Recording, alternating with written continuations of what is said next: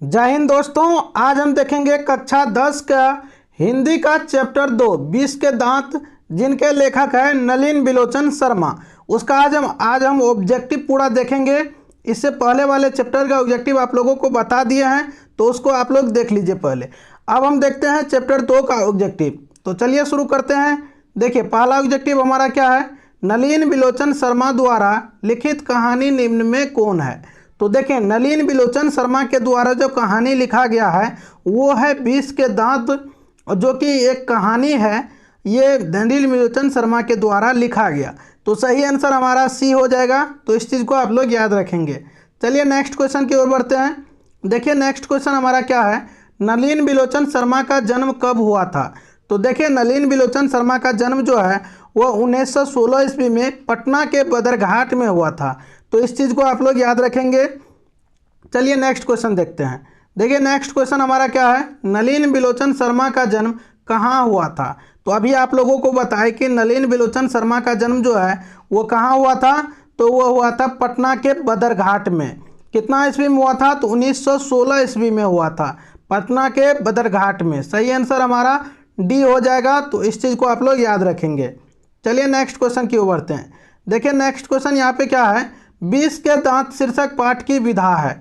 यानी 20 के दांत शीर्षक पाठ जो है वो कौन सी विधा है? यानी यहाँ पे इस 20 के दांत शीर्षक पाठ जो है वो एक कहानी है। इस चीज़ को आप लोग याद रखेंगे। सही आंसर हमारा बी हो जाएगा। चलिए अब नेक्स्ट क्वेश्चन की ओर बढ़ते हैं। देखिए, नेक्स्ट क्वेश्चन क्या है? मदन के लिए क्या खाना मामूली बात थी? तो मदन के लिए जो है मार खाना सबसे मामूली बात था। मदन डेली पीटता था। यानी मदन जो है उनके माता पिता के द्वारा मदन को डेली पीटा जाता था। यानी डेली मार पड़ता था। किसको? तो मदन को। तो मदन के लिए मार खाना बहुत बड़ी मामूली बात हो गई थी।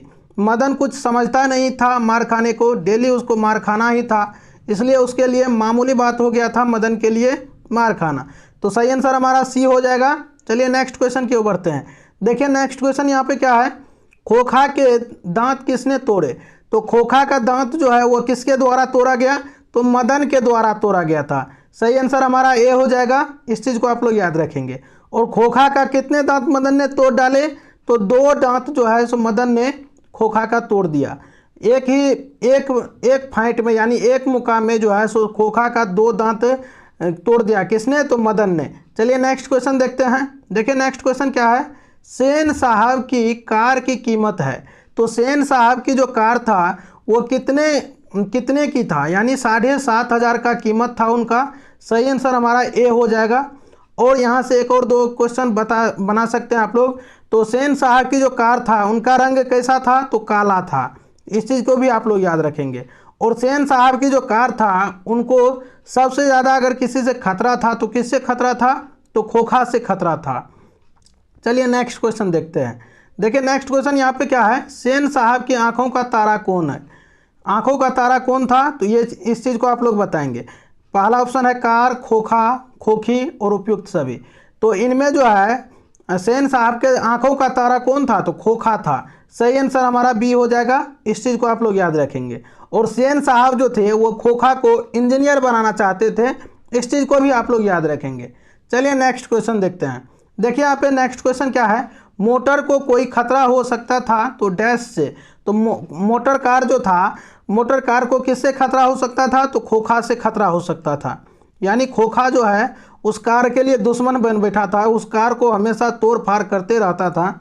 चलिए नेक्स्ट क्वेश्चन की ओर बढ़ते हैं। देखिए, यहाँ पे नेक्स्ट क्वेश्चन क्या है? नेक्स्ट क्वेश्चन है, ऐसे ही लड़के आगे चलकर गुंडे, चोर, डाकू बनते हैं। यह पंक्ति कहानी के किस पात्र ने कही है? ऐसे ही लड़के आगे चलकर गुंडे, चोर, डाकू बनते हैं। इस तरह के जो पंक्ति है वो किनके द्वारा कहा गया था? तो वह सेन साहब के द्वारा कहा गया था। किनके लिए कहा गया था? तो मदन के लिए कहा गया था। सही आंसर हमारा सी हो जाएगा। किसको कहा गया था? तो मदन को कहा गया था। मदन के लिए कहा गया था, उनके माँ को, मदन के माँ को। चलिए नेक्स्ट क्वेश्चन देखते हैं। देखिए, यहाँ पे नेक्स्ट क्वेश्चन क्या है? सेन साहब के 5 लड़कियां कैसी थी? तो सेन साहब के जो 5 लड़कियां थी वो कैसा था? तो सुशील था, सुंदर और सुशील था। और 5 का नाम क्या था? सीमा, रजनी, आलो, शेफाली और आरती नाम था। इस चीज़ को भी आप लोग याद रखेंगे। चलिए नेक्स्ट क्वेश्चन देखते हैं। गिरधर लाल सेन साहब की फैक्ट्री में क्या था? तो गिरधर लाल जो है, गिरधर लाल सेन साहब की फैक्ट्री में एक किरानी के तौर पे कार्य करता था। तो सही आंसर हमारा ए हो जाएगा। और गिरधर लाल जो है वो क्या थे? तो मदन के पिता थे। कौन थे? गिरधर लाल मदन के पिता थे, जो कि सेन साहब के फैक्ट्री में एक किरानी के तौर पे कार्य करते थे। चलिए नेक्स्ट क्वेश्चन देखते हैं। देखिए यहाँ पे नेक्स्ट क्वेश्चन क्या है, हिंदी कविता में प्रपदवाद के प्रवर्तक कौन है? तो प्रपदवाद के प्रवर्तक जो है हिंदी कविता में वो कौन है? तो 13 का सही आंसर हमारा बी हो जाएगा, नलिन बिलोचन शर्मा है प्रपदवाद के प्रवर्तक है। चलिए नेक्स्ट क्वेश्चन की ओर बढ़ते हैं। देखिए यहाँ पे नेक्स्ट क्वेश्चन क्या है, किनकी लड़कियां तहजीब और तमीज़ की जीती जागती मूरत है? तो सेन साहब की लड़कियां जो है वह तहजीब और तमीज़ की जीती जागती मूरत है। तो सही आंसर हमारा सी हो जाएगा।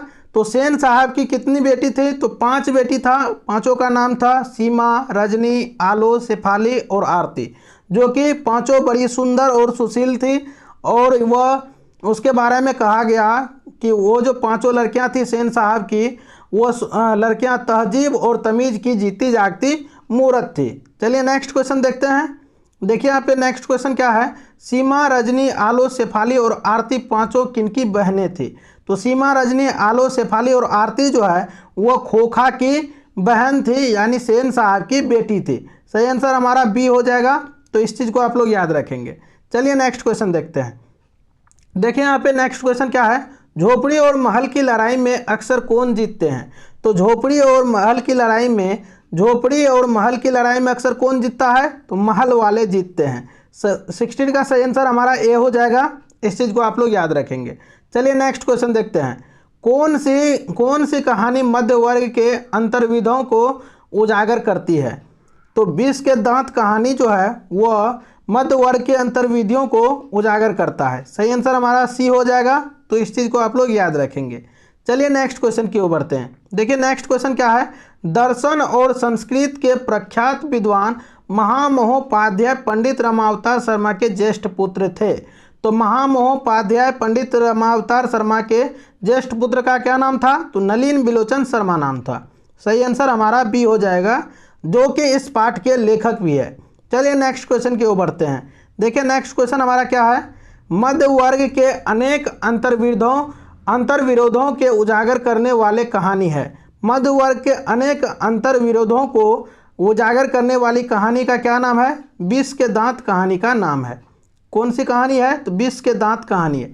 सही आंसर हमारा डी हो जाएगा। तो इस चीज़ को आप लोग याद रखेंगे। चलिए नेक्स्ट क्वेश्चन की ओर बढ़ते हैं। देखिए नेक्स्ट क्वेश्चन हमारा क्या है, 20 के दांत कहानी का प्रमुख पात्र है। तो 20 के दांत कहानी के प्रमुख पात्र का क्या नाम है? तो खोखा है। 20 के दांत कहानी के प्रमुख पात्र का नाम खोखा है। तो सही आंसर हमारा सी हो जाएगा। तो इस चीज़ को आप लोग याद रखेंगे। चलिए उम्मीद करते हैं कि आप लोगों को सारा ऑब्जेक्टिव समझ में आ गया होगा। तो अभी तक आप लोग वीडियो को लाइक नहीं किए हैं तो वीडियो को लाइक कर दीजिए, चैनल पे नए हैं तो चैनल को सब्सक्राइब कर लीजिए। इस चैप्टर से रिलेटेड एक और ऑब्जेक्टिव वीडियो आएगा, तो उसको भी आप लोग जरूर देखिएगा। मिलते हैं नेक्स्ट ऑब्जेक्टिव सीरीज के साथ। तब तक के लिए बाय। आप लोग पढ़ते रहिए और मचाते रहिए।